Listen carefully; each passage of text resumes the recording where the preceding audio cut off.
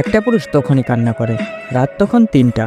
শুভ্রের ঘর অন্ধকার, শুধু মোবাইলের স্ক্রিন জ্বলছে। ঠোঁটে জ্বলন্ত সিগারেট, পাশে ছড়িয়ে ছিটে থাকা কিছু পুরনো চিঠি আর একটা ছেঁড়া ডায়েরি। শুভ্রের চোখ দুটো লাল হয়ে গেছে, হয়তো ধোয়াই, নয়তো কান্নায়।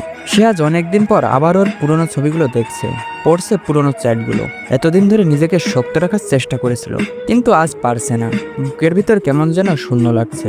৩ বছর আগের কথা। শুভ্র আর তৃষ্ণার সম্পর্কটা ছিল যেন সিনেমার গল্পের মতো। কলেজের প্রথম দিন দেখা, তারপর আস্তে আস্তে বন্ধুত্ব, তারপর ভালোবাসা। তৃষ্ণা ছিল শুভ্রর জন্য পুরো পৃথিবী, শুভ ছিল তৃষ্ণার সবচেয়ে আপন মানুষ। একদিন তৃষ্ণা বলেছিল, শুভ জানো, যদি একদিন আমার বাবা মা আমাকে অন্য কোথাও বিয়ে দিতে চাই, তুমি কি তখন আমাকে ভালোবাসবে? শুভ হেসে বলেছিল, তোমার বাবা মা আমার চেয়ে ভালো ছেলে পেলে দিও, তবুও আমি তোমাকেই ভালোবাসবো। তৃষ্ণা তখন শুভ্রর হাত ধরে বলেছিল, আমি শুধু তোমার হতে চাই। কিন্তু সব প্রতিশ্রুতি বাস্তব হয় না।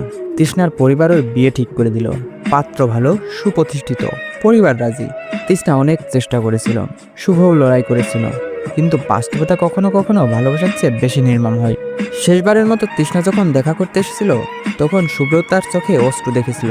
আমি কি পারবো শুভ্র? তৃষ্ণা ফিসফিস করে বলেছিল। শুভ তখন শক্ত থাকার ভান করে বলেছিল, তুমি সুখী থেকো, এতটুকুই চাই। বিয়ের দিন শুভ দূর থেকে ওকে একবার দেখতে গিয়েছিল। লাল শাড়িতে তৃষ্ণাকে অপরূপ লাগছিল, কিন্তু ওর চোখে ছিল চাপা কান্না। শুভ জানতো ও কাটতে পারবে না, কারণ পুরুষের কান্না কেউ দেখে না। আজকের রাত। তৃষ্ণার ফেসবুক প্রোফাইল খুলে শুভ হতভম্ব হয়ে গেল।